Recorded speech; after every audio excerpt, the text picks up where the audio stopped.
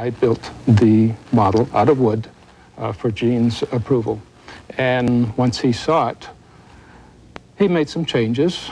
And from that point on, I made the large model, which was 4 times the size of the smaller one. And we're talking about the large one being 12 feet long, give or take a few inches.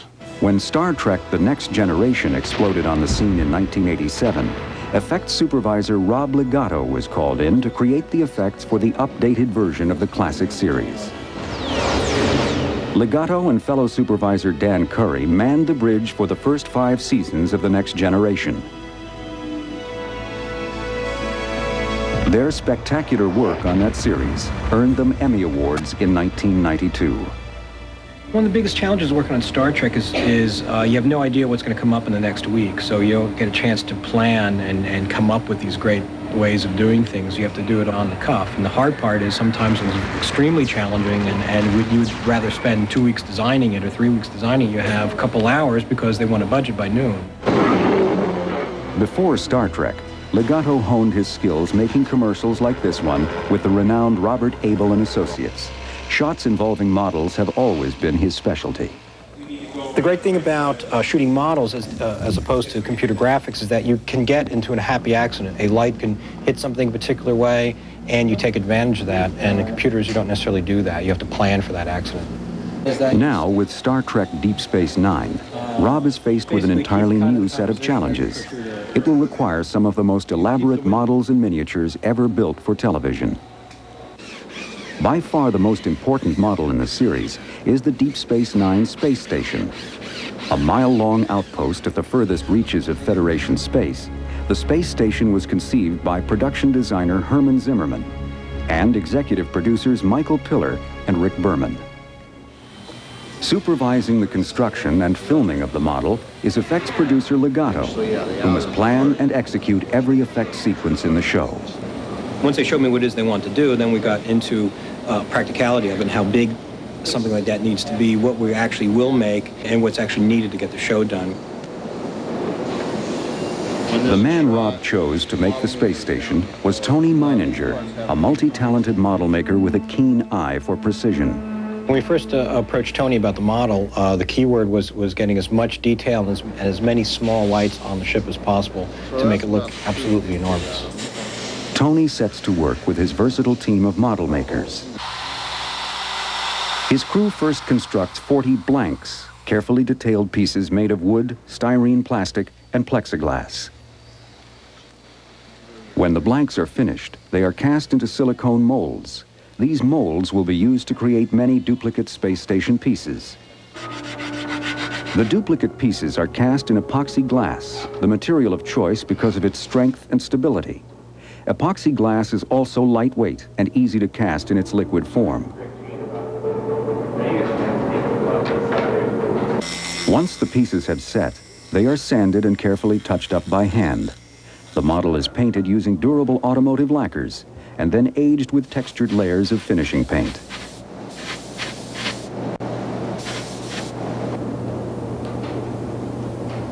In its final construction phase, custom manufactured neon tubing is placed inside the model sections to generate the station's interior lighting. Like that. If you look where I'm looking, if you look, you're looking from above, look from where I am so you don't see the bulb. So are these ever going to get pulled out?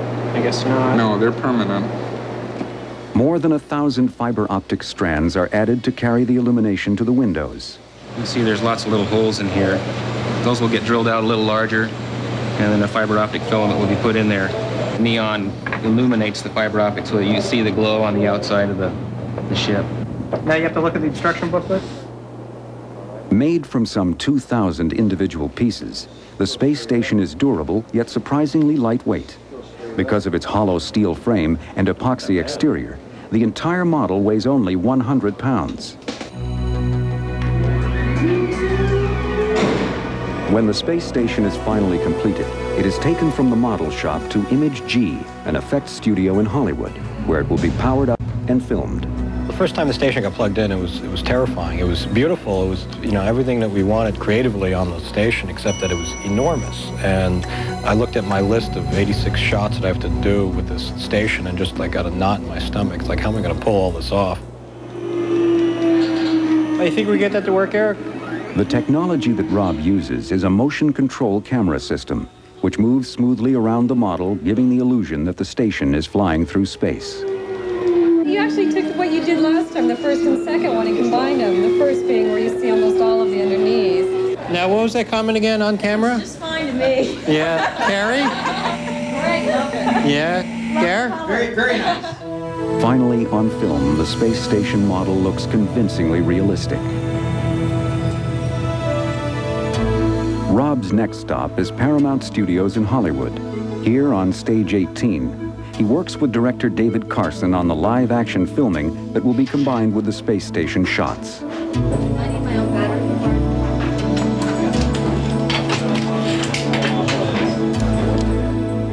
This team also uses a motion control camera system. The key to the system is a computer which controls the movements of the camera. This allows the filmmakers to save any camera move in the computer and repeat it precisely as many times as needed. Floor is out. It's working. Marker. After the shot is set up and rehearsed, the actors are brought in and the scene is completed in just a few takes.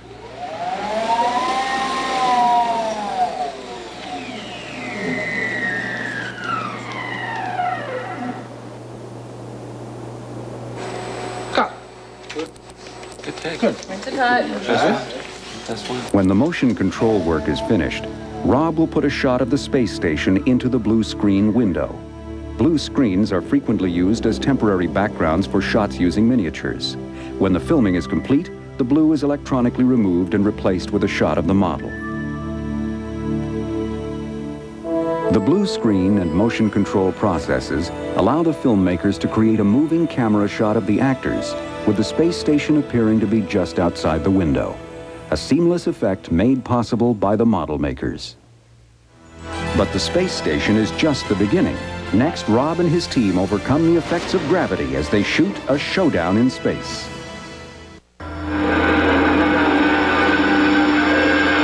Position noted and approved. Use your destructo ray. Explosive space battles have been showcasing models since Hollywood's early days. These Flash Gordon serials from the late 1930s presented some of the first dynamic clashes in space. Today, these interstellar battles have evolved to a new realm of realism, involving some of the most demanding and time-consuming effects work imaginable. Each model must be shot using a motion control camera system. Multiple passes allow Rob Legato to perfectly control the illumination and the film exposure for each set of lights on the model. When you shoot a model, we end up shooting about 5 passes. We do a beauty light pass, we do a matte pass, and then every subsequent lighting pass after that, blinking lights, engines or whatever, they're all shot separately. One final pass over a star background, and the shot is ready to be put together. Another challenge in shooting space battles is that none of the spacecraft can appear to be affected by gravity. In space, all matter is weightless, hence the term zero gravity. In filming the battle scene for Star Trek Deep Space Nine, Rob Legato must simulate a zero-gravity environment for a scene in which an enemy spacecraft blows a Federation starship out of the galaxy.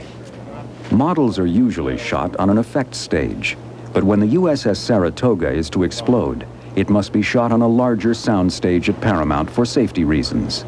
The explosion must be substantial enough and produce plenty of debris to look believable. I know how big it is. The last time I did this, we cleared the stage. Yeah.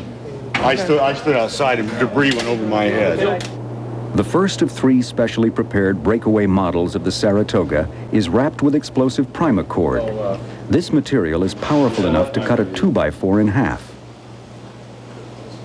To simulate the weightlessness of space, the model is suspended vertically and the camera is rigged to shoot up. This will cause the debris to drop toward the camera, giving the illusion of zero gravity. A sheet of Lexan, a high-impact plastic, is used to protect the lens. A fan is rigged next to the camera to ensure that the falling debris will not block the camera lens.